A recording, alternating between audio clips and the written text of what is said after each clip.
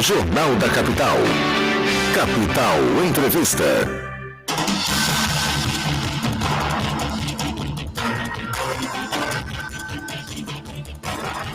São 8h14. Eu recebo aqui com muita alegria o secretário de Cultura, Esporte e Lazer de Mato Grosso, o secretário Allan Kardec. Secretário, deputado estadual Allan Kardec.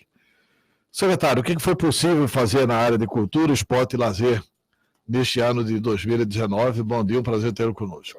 Bom dia, Antero. Bom dia a todos os ouvintes aqui da Capital FM. Prazer estar aqui novamente. Antero, nós conseguimos sair daquela sensação de marasmo que as duas secretarias teve nos últimos anos. Nós conseguimos quase quitar 20 milhões de reais de restos a pagar entre fornecedores do custeio, fornecedores que foram conveniados, realizaram seus programas, seus eventos, seus projetos e ficaram 2 anos, 3 anos sem receber. A gente colocou essa fila para andar e mesmo assim, com a dificuldade que a gente teve de recuperação do Estado, nós conseguimos colocar alguns projetos novos também. Já visto que nós abrimos museu, colocamos biblioteca Estevão de Mendonça, hoje ela está em 141 municípios com seu programa de interiorização de bibliotecas, Museu de Arte Sacra aberto, Museu de História Natural aberto, instituímos um programa chamado Caminhos da Cultura, que é Cuiabá e Baixada, com parceria com os transportadores dos ônibus coletivos aqui levados. Como é que funciona essa biblioteca Estevão de Mendonça, que foi um dos grandes nomes da literatura mato-grossense? O Rubens foi extraordinário. Mas o Estevão foi fantástico. Né? Conversava com meu pai, eu elogiava muito o Rubens, né, que ficava lá no Bar Internacional, ouvindo conversa de Rubens de Mendonça, Silva Freire. Falei, papai, Silva Freire e Rubens, falou, realmente, meu filho, são espetaculares. Mas o Rubens não se iguala ao Estevão. Meu pai era professor de português e tinha uma admiração extraordinária pelo Estevão de Mendonça. E como é que funciona essa biblioteca? Tem livros? Sim. O nosso acervo todo está ali. A Biblioteca Estevão de Mendonça, ela funciona no Palácio da Instrução, Antero. Então, o Palácio da Instrução, ele recebeu pequenos reparos, ele recebeu uma estrutura para que a biblioteca estivesse em condição de ser visitada, de ser trabalhada, e todos os dias tem atividade na biblioteca com relação às crianças das escolas que vão para lá, o pessoal do entorno do comércio que vai para lá, mas o mais importante, além daquele prédio ser fantástico, o Palácio da Instrução é um prédio imponente. Estudei ali, Escola Modelo Barão do Belgrado. Sensacional. Fantástico aquele prédio. A biblioteca ela tem uma madrinha fantástica, que é a Academia Mato Grossense de Letras. A própria Adélia, a filha de Estevão, está sempre ali e investindo recurso próprio familiar. Quando fala que tem evento, ela está ali. Marília Beatriz está ali, Eduardo Marrom, a Elizabeth Madureira, eles adotaram a biblioteca. Mas a biblioteca tem uma função superior à questão do próprio prédio. Ela é a coordenadora do Sistema Estadual de Biblioteca Livre Leitura. Está presente em 141 municípios com as bibliotecas municipais e fazendo um trabalho de formação, recuperando, então, aquilo que já foi modelo de educação, que é livro, que é fazer a leitura. Infelizmente, muito tempo vem se colocando as bibliotecas nas escolas como cantinho de leitura. E a biblioteca é muito mais que isso, né, Antero? A biblioteca é muito mais que um cantinho de leitura. A estrutura nova das bibliotecas dos municípios, ela é referenciada na Secretaria de Cultura, através da Biblioteca Estevão de Mendonça, que coordena o Sistema Estadual de Biblioteca, em parceria com a SEDUC. E a gente espera que no próximo ano a SEDUC tenha, e o Estado tenha um fôlego maior, para que a gente possa investir na disseminação de livros, e especialmente livro de literatura, história e geografia de Mato Grosso, que a gente possa colocar... É isso que eu quero saber. A biblioteca tem livros da história e geografia de Mato Grosso? Sim, nós temos. Mas da literatura, história e geografia de Mato Grosso? Temos, é pouco, né, Antero? É uma luta da academia, uma luta da biblioteca, do Instituto Histórico, para que a gente faça aquisição. Por exemplo, se eu for na biblioteca Estevão de Mendonça, eu consigo ver todas as obras de Lenine e Povas? Ah, sim, nós temos um acervo bom de Lenine lá, nós temos um acervo de Estevão, mas é incipiente, a gente quer que os 140 municípios tenham o acervo de todos os nossos grandes historiadores, os nossos literários, por exemplo, Silva Freire. A ideia é que a gente faça essa disseminação com o programa de aquisição. E a biblioteca, hoje, ela também coordena o nosso edital de literatura. Nós colocamos um edital de literatura na praça. A expectativa é que em fevereiro a gente deva estar pagando os nossos novos autores com publicações novas, um prêmio de R$30 mil para cada autor. E é o autor que vai receber. A gente não fez um trabalho direcionado para nenhuma editora. O autor tem a obrigação de nos repassar os livros e ele tem um modelo a ser seguido. E ele vai poder estar pesquisando nas editoras, enfim. A Biblioteca Severino Mendonça, Antero, é um dos nossos grandes patrimônios e através da Val, que é a nossa coordenadora lá, ela é bibliotecária, ela faz um trabalho fantástico, a gente conseguiu colocar na rua a biblioteca. Caminhos da Cultura, Antero, eu queria que você me desse essa oportunidade e eu quero agradecer aqui a MTU, e várias vezes a gente critica o preço da passagem, a qualidade do ônibus, mas eles toparam um projeto. Nós desafiamos os transportadores a colocarem um pouquinho de recurso deles num programa chamado Caminhos da Cultura.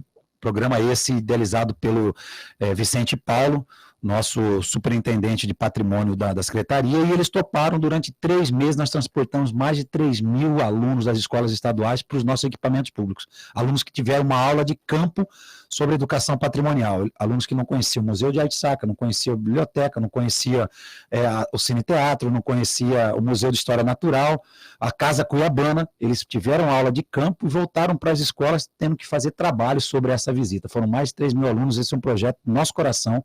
Falei para o governador Mauro, se a gente fez algo bom esse ano, além de abrir museu, Mauro, foi fazer o programa de acesso. Não adianta você abrir museu, Antero, e não tem visitação.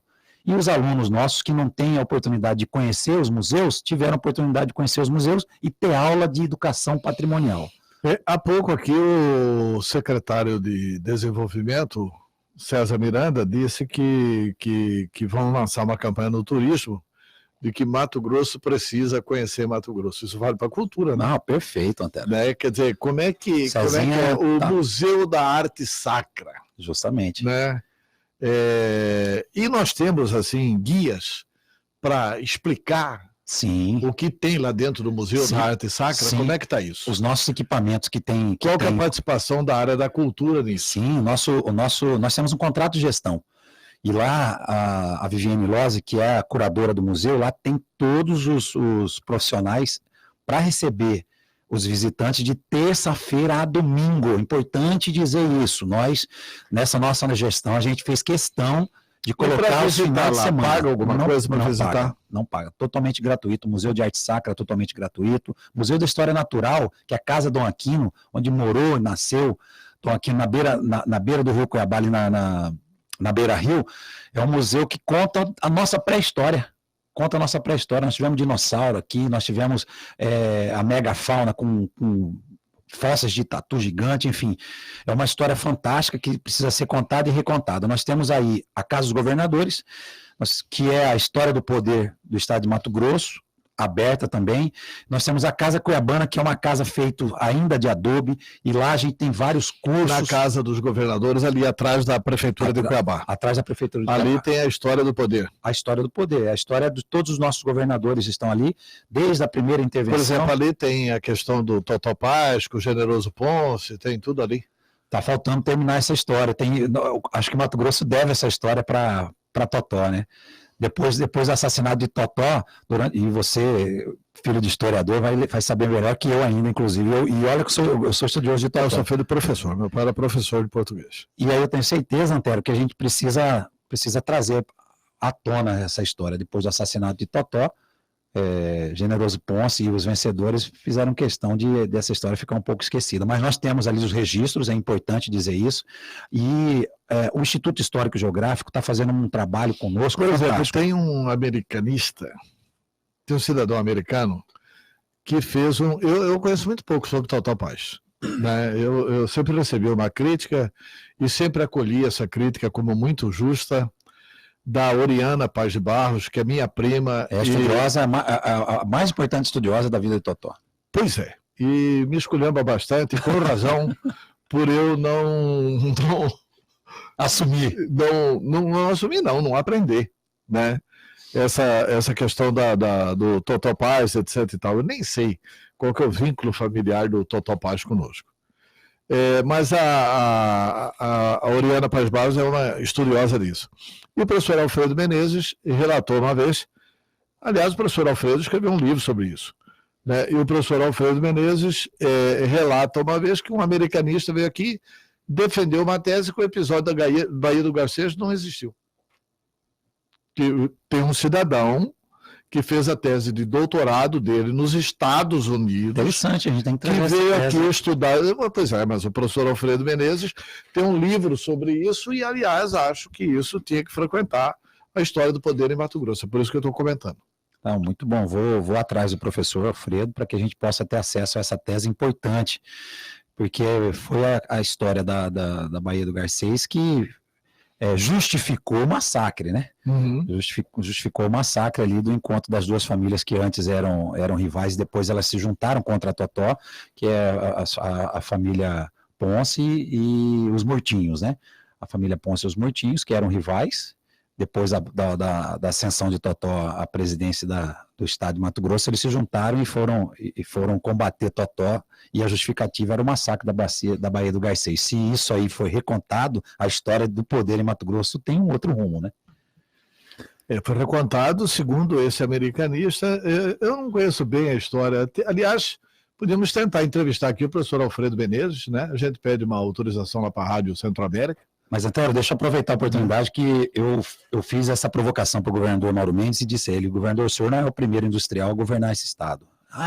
O primeiro foi Totó. O primeiro industrial a governar esse estado, inclusive o primeiro grande industrial do estado de Mato Grosso é Antônio Paz de Barros, proprietário e idealizador da usina Itaici, de energia elétrica. Contei a história, ele ficou curioso numa entrega lá da frota climatizada dos ônibus de Santo Antônio e Barão do Melgaço. Nós sobrevoamos a usina, então nós temos hoje, o governador conhece a usina de Itaici, conhece a história da usina de Itaici, que é um patrimônio fantástico, e esse ano 2020, um dos desafios da nossa secretaria, está na mão do secretário adjunto Paulo Traven, é um projeto de restauração da usina.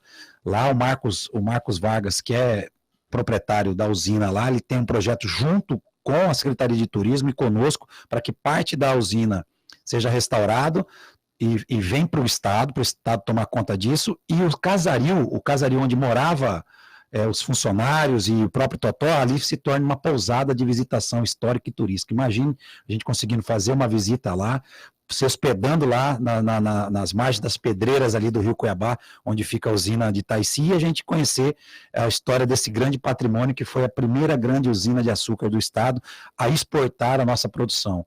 E antes de Cuiabá ter energia elétrica, lá já tinha energia elétrica, moeda cunhada, escola de música, lá tinha escola de arte, escola de francês, e o Totó foi um visionário, né? O Totó foi um visionário, antes dos 40 anos ele já tinha construído tudo isso, já tinha visitado a Alemanha, trazido Dom Jorge Renner, o construtor da usina, e dali ficou a família Renners tomando conta também desse patrimônio fantástico que Totó trouxe para nós. O que essa casa do poder aí tem de Filinto Miller? Ou só os registrou de governadores? Não, de todo o interventor também, dos governadores... Não, Filinto Miller não foi interventor, foi senador. Senador. Dos interventores todos, né? Da era Vargas, nós temos todo o acervo daqueles que governaram o Estado. Mas a Casa dos Governadores, ela tem a singularidade de mostrar como era o local onde morou os governadores. O último governador que morou ali foi Júlio Campos. Morou, despachou e ali está preservado como era a vida dos governadores ali. Nós temos todos os bustos, nós temos a arquitetura daquela casa, enfim. E o que está faltando para o estado de Mato Grosso, Antero, para a gente completar essa importante parte do nosso patrimônio histórico, é a reabertura do Museu Histórico. Nós estamos falando da Casa do Governador. Não está na hora de modernizar isso, inclusive digitalizar todos os nossos livros. Sim. E tal, papá. Já avançamos para deixar isso na rede mundial de computadores. É isso. Porque eu acho que é mais barato digitalizar do que republicar todas essas obras, não é não? Perfeito. Esse é o desafio. A professora Elizabeth Madureira Siqueira, do Instituto Histórico Geográfico, já começou a fazer um trabalho em cima disso, e a expectativa é que o próximo ano a gente avance nesse sentido. Antero, deixa eu avançar um pouquinho na questão da cultura, para falar um pouco sobre a interiorização. Nós temos um programa de interiorização da cultura, soltamos um edital fundo a fundo, que é fomento direto para a Secretaria Municipal de Cultura, só que só vai participar desse edital o município que constituiu o seu Conselho Municipal de Cultura e mandou para a Câmara Municipal a lei criando o Fundo Municipal de Cultura. A gente recebeu um pouco de crítica, mas o município... Gente, já tem mais de uma década que isso é obrigatório. Eu não tenho uma Secretaria Exclusiva de Cultura, mas você tem que ter um gestor da cultura no município. Você não pode deixar... não ter orçamento, não ter uma destinação orçamentária, uma rubrica, né? Então, vai participar, acho que 40 municípios, dos 141, só 40 municípios que tem isso. Ainda temos aí uma demanda grande para que os municípios e as câmaras municipais instituam o seu fundo. Na realidade, é o CPF da Cultura, o Conselho, o Plano Municipal de Cultura e o Fundo Municipal de Cultura. Nós estamos realizando hoje, amanhã e depois um encontro com gestores municipais de cultura para encerrar o ano, e isso vai ser para nós, para o ano que vem, uma das metas. O governador, ele está apostando nisso. A cultura cuiabana, Cuiabá dos 300 anos, as cidades mais antigas são importantes, mas a gente precisa chegar com a cultura nos 141 municípios. Esse é um edital que a gente está cuidando muito dele. E a expectativa é que no próximo ano nós terminemos de pagar essa fila aí de resto a pagar, já nos primeiros 3 meses, e a gente possa investir algo novo, a gente possa colocar para rodar os nossos programas de cultura, né? Na área de esporte, secretário. A área do esporte, Antero, e você tem acompanhado isso para e passo, a gente conseguiu avançar um pouco mais, porque o esporte tem um fundo exclusivo para as atividades finalísticas do esporte. Diferente da cultura, que é vinculado à fonte 100, o esporte tem uma fonte 195 e 196, que é loteria esportiva, as loterias federais, e o Prodeic. Ou seja, a gente não vai buscar no imposto do cidadão recurso para o esporte. Aproximadamente 20, 22 milhões de reais. Nós conseguimos também zerar uma fila. Estava sem pagar arbitragem, estava sem pagar hospedagem dos jogos escolares, estava sem pagar Bolsa Atleta. Os últimos 2 anos do esporte realmente foi muito ruim. Você acompanhou como que estava a Arena Pantanal. Então, o que nós realizamos esse ano? Nós conseguimos quitar nossa folha, nossa dívida, conseguimos realizar os jogos escolares em 10 regiões, fizemos o estadual das seleções escolares, enviamos para a fase central do Tocantins, 380 atletas, desses 380 atletas, 250 classificaram para a fase nacional em Blumenau, enviamos nossos atletas, tudo pago pela secretaria, conseguimos pagar toda essa logística que não é barata.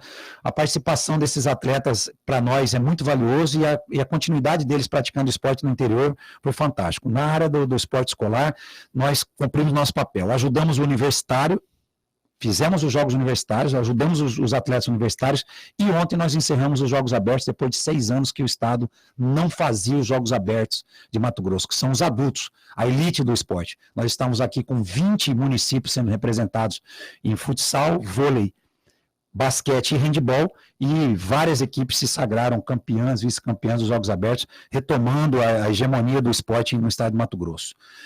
Na questão da Arena Pantanal de nosso entorno. Peraí, esses jogos abertos são abertos mesmo? Quer dizer, a comunidade participa ou são só... Seleções municipais. São seleções municipais. Cada município... Por exemplo, se alguém tiver um time em Cuiabá de vôlei, não pode participar não, né? É seleção de vôlei de Cuiabá. É a seleção. Cuiabá... é seleção de estudantes? Não, que é isso? Não, de atletas adultos. De atletas adultos. É a elite do esporte. Mas quem que escolhe final. isso? É a Federação de Vôlei, de Basquete? O município indica um técnico, esse técnico convoca. É uma convocação fantástica, inclusive. Como que Cuiabá fez? Eles já tinham um metropolitano, e aí os campeões desse metropolitano foi chamado pela secretaria para compor a seleção de Cuiabá. Várzea Grande fez diferente. Chamou os técnicos e falou, monta a equipe de Várzea Grande e participa. Inclusive participou de várias finais de Várzea Grande. Sorriso tem uma equipe de futsal pronta. Alta Floresta tem uma equipe de futsal pronta que disputa a Centro-América. Então, cada município teve o seu método de escolher. O que precisa ser feito ano que vem? E será feito, já está na nossa programação. Nós precisamos fazer as classificatórias, Antero. Lembra do Campeonato Metropolitano de Futsal? O campeão do Campeonato Metropolitano de Futsal, que vai ser o representante de Cuiabá. Então, os municípios do interior conseguem fazer as suas seletivas no futsal, onde tem maior participação dos atletas, mas em outras modalidades, como basquete e handebol, o município chama o técnico, vai lá, contrata um técnico, Antero, você vai ser nosso técnico de basquete, monta a nossa equipe para participar dos Jogos Abertos, que aí os Jogos Abertos é a culminância de tudo escolar, do universitário, onde ele chega lá depois dos 24 anos, está no seu topo o atleta está no seu melhor nível, ele não tinha campeonato para disputar. E você que é professor de educação física, é isso, né? É isso. Nós temos bons professores aí de vôlei, basquete, futsal. Muito bons. Nós temos uma geração, foram os nossos professores, e essa geração ela construiu bons profissionais de educação física do esporte. E a secretaria não pode esquecer que antes de nós, essa geração, que é a minha geração, tivemos fantásticos professores como Sabino, como Chocolate, como Paulo Afonso, estou falando no vôlei, né? Como Sinira no basquete, a Teca no basquete, Tom Teta. Então, são profissionais que a gente nós vimos eles. Mas eles passaram. E ensinaram essa nova geração. Nós temos uma nova geração muito boa, Antero. Temos bons professores de educação física, até porque quando eu entrei na Faculdade de Educação Física, lá no século passado, 1996, só tinha a Universidade Federal do Mato Grosso. A gente tinha que dar conta de tudo, formando 20, 25 profissionais por ano. Hoje nós temos várias escolas superiores de educação física, temos hoje uma participação efetiva do profissional de educação física e de esporte no interior do estado também. Secretário Allan Kardec, muito obrigado pela entrevista. O microfone da capital à sua disposição aí para você fazer uma projeção do que pode acontecer em 2020. Antero, só ficou faltando falar para os nossos ouvintes da Arena Pantanal. Nós conseguimos recuperar a Arena Pantanal, temos hoje o alvará de funcionamento completo dela, nós recuperamos o som, que é um som fantástico, que só funcionou na Copa do Mundo, recuperamos o telão, está funcionando, e com o projeto do Natal, diferente de todas as outras arenas e estádios... Essa Arena Encantada está espetacular, né? Tá fantástico. O que eu tenho recebido de elogio de gente, elogio não, porque eu não tenho nada a ver com isso. Mas olha, tá espetáculo. Elogiando a arena, né? Elogiando a arena. Ontem batemos recorde. Nem passei o relatório ainda para o governo, passando aqui em primeira mão. Ontem nós batemos recorde de visitação, 15 mil pessoas. Só ontem entraram. Hoje nós temos um controle de entrada pelos brigadistas e pela catraca. Ontem entraram 15 mil pessoas na Arena Pantanal. Já estamos acumulando com 100 mil pessoas visitando aí nessas 2 semanas de Arena Pantanal. Mas o que eu quero dizer, Antero, para nós de futebol, e você que é um ícone do futebol, enquanto todas as outras arenas e todos os outros estádios do Brasil estão sendo muito utilizados no final do ano, para as comemorações, as atividades festivas, nós pegamos o relatório do ano passado, tinha dia que tinha 3 jogos na Arena Pantanal de comemorações. Nada contra isso, apesar que isso fez com que o gramado fosse detonado. Não, tudo contra isso, porque os caras brincaram de jogar bola ali... Nós recebemos uma determinação do governador para que isso não acontecesse, nós recebemos críticas, mas seguramos a peteca. O que está acontecendo hoje com o gramado da arena? Ela é toda preservada, vai passar 30 dias sendo tratada, aquele gramado, que já está bom. Durante 30 dias o gramado vai receber uma poda só por semana, geralmente são 3, e isso faz com que ele fique mais compactado, e é ruim ficar super compactado. Está recebendo ureia, está recebendo adubo. O gramado, no final desses 30 dias, na estreia do estadual do ano que vem, que eu estou botando muita fé, eu quero voltar aqui, Antero, para falar do estadual do ano que vem contigo, nós vamos ter, sem dúvida, o melhor gramado do país.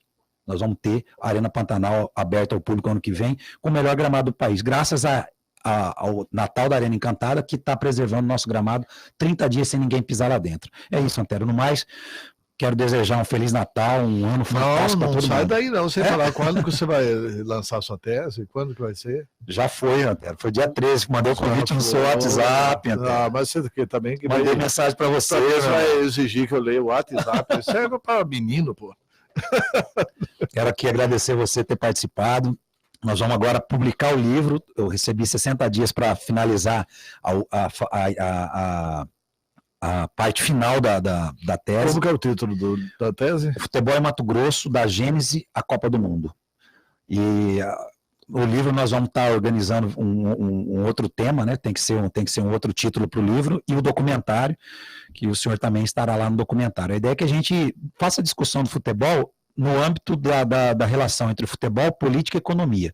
Nós vamos estar contando só os gols que aconteceram, os lances que aconteceram. A gente está fazendo um paralelo entre as etapas do futebol em Mato Grosso, desde o primeiro jogo lá, com Gustavo Cume e Leovigildo de Melo, a construção do primeiro estádio, o estádio do Comércio, como que estava Cuiabá politicamente, economicamente, a construção do Dutrinha, quais eram os bastidores da política e da economia, a construção do Verdão, a briga de Ivo de Almeida e do seu pai para a construção do Verdão, depois a demolição do Verdão e a construção da Arena Pantanal, e a nova etapa do futebol em Mato Grosso, que é a profissionalização dos clubes, através do Luverdense e do Cuiabá, e o que temos pro futuro do futebol em Mato Grosso. Essa é a nossa tentativa. Aqui tem a gente já tinha encerrado, mas tinha uma pergunta aqui, vou fazê-la. Bom dia, Antero, bom dia, secretário.